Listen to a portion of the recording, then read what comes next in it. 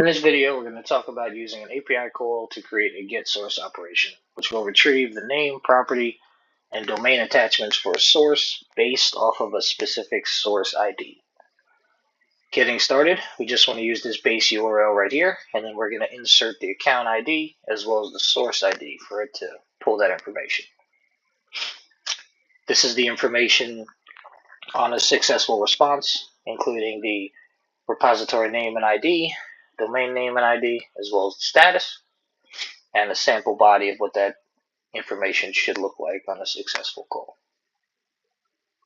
Getting started, we're going to paste that URL right into Postman, and we're just going to replace that account ID with the account ID in the Boomi platform. Right over here. And then at the very end, we just want to use the source, which in our case is just going to be LD.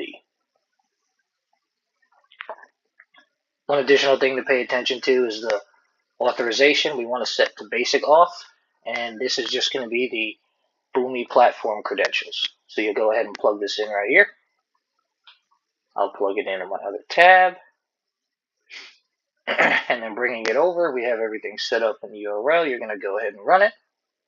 And we got a successful response, and this is the information down here.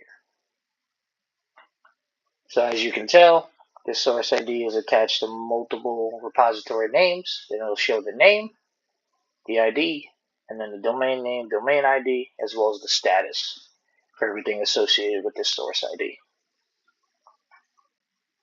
And that's basically it with the API call. Thank you.